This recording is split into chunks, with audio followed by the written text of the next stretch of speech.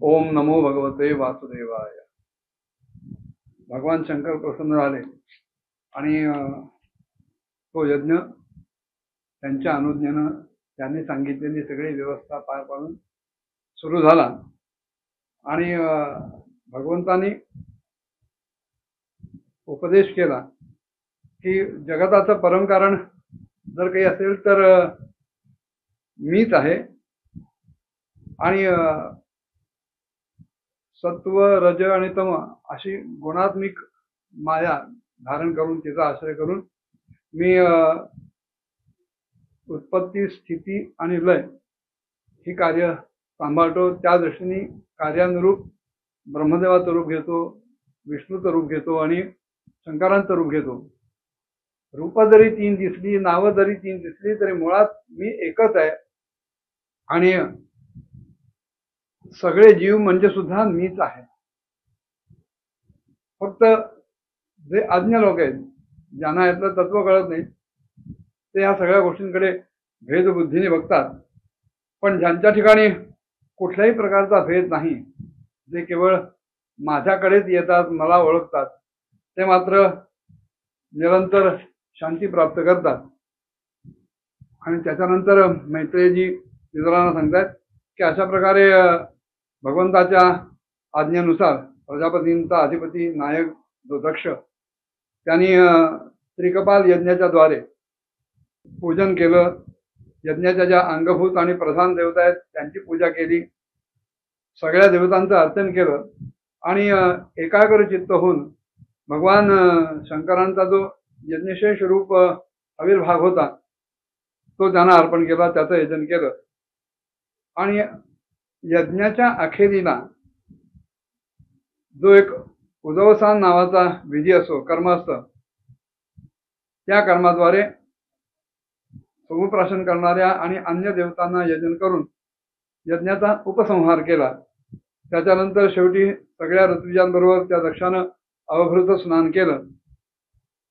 ज्यांना आपल्या पुरुषार्थानं सगळ्या प्रकारच्या सिद्धी प्राप्त झाल्या अशा सर्व देवतांनी त्या दक्ष प्रजापतीला तुझी बुद्धी नेहमी धर्मामध्ये रत असो अशा प्रकारचा आशीर्वाद दिला। धर्म एव मतीन दत्वा त्रिशास्त्री जीवन जय हो असा आशीर्वाद दिला आणि ते आपापल्या ठिकाणी गेले, स्वर्गलोकात गेले।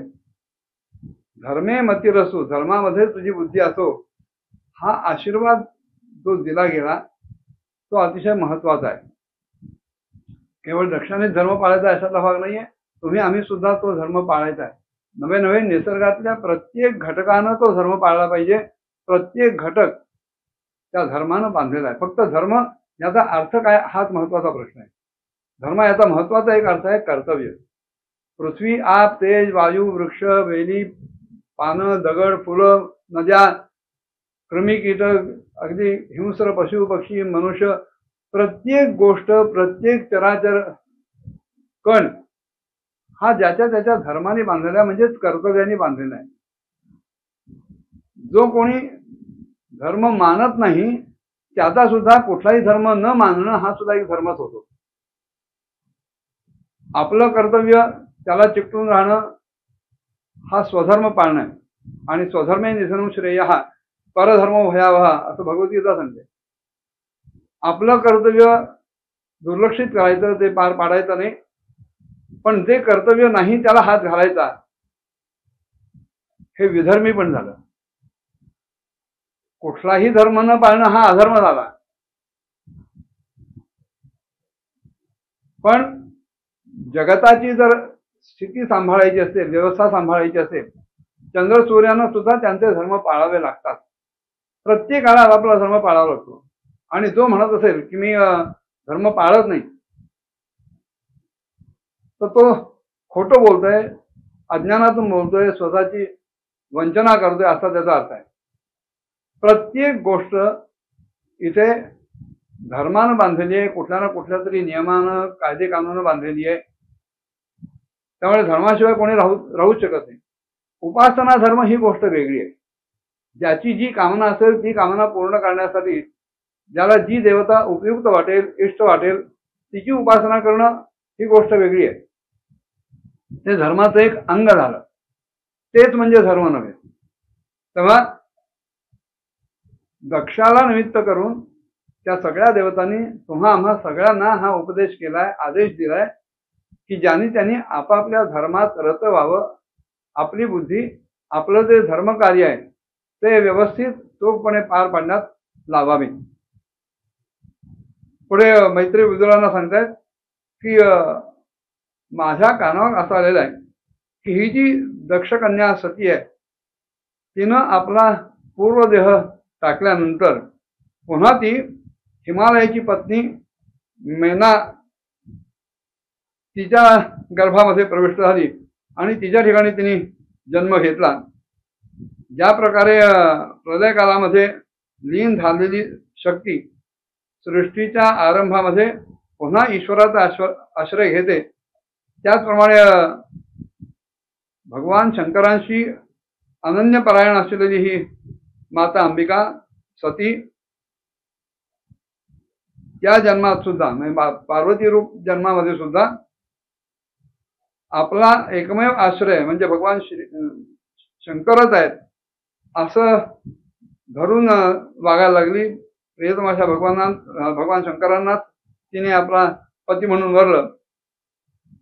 दक्षयज्ञाचा विध्वंस करणारे भगवान शिव यांचं जे चरित्र मी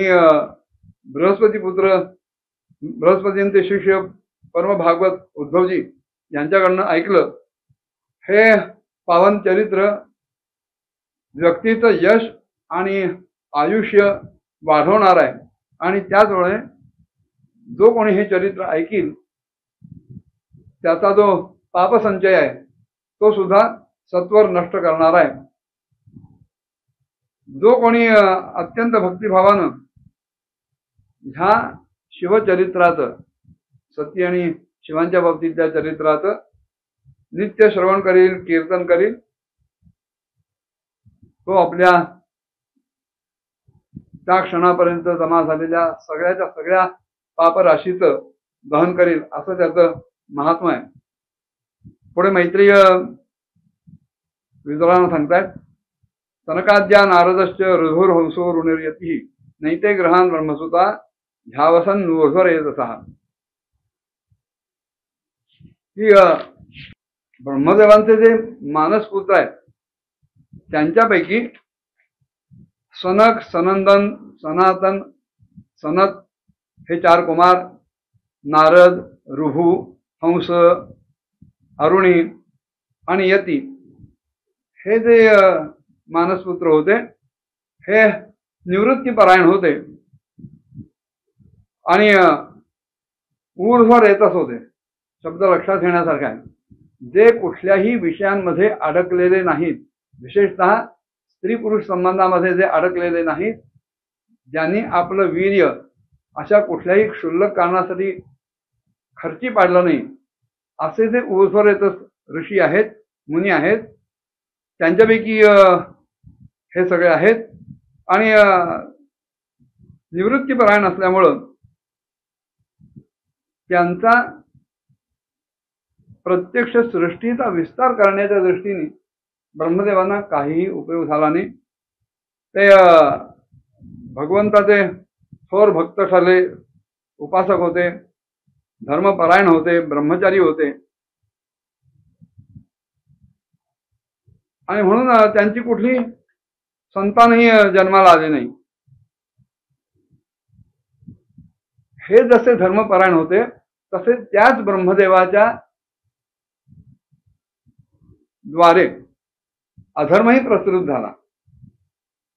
मृषा धर्मसे भार्यासी दंभम मायांचे शत्रुहन असूत मिसनून तत्तु निर्वृत्तीर जगृहे प्रजा. की अधर्म हा सुद्धा ब्रह्मदेवाच्याच शरीरात राहत होता. जसा धर्म ब्रह्मदेवाच्या शरीरात राहत होता तसा अधर्मही ब्रह्मदेवाच्या शरीरात राहत होता. आणि अधर्म हा ब्रह्मदेवाच्या पाठीपासून निर्माण झाला आणि धर्म हा ब्रह्मदेवाच्या स्तनापासून छातीपासून निर्माण झाला. तेव्हा भगवंताला जर ओळखायचं असेल तर धर्म आणि अधर्म ह्या दोन्ही गोष्टीतून विचार करून त्याच्याकडे पाहायला पाहिजे.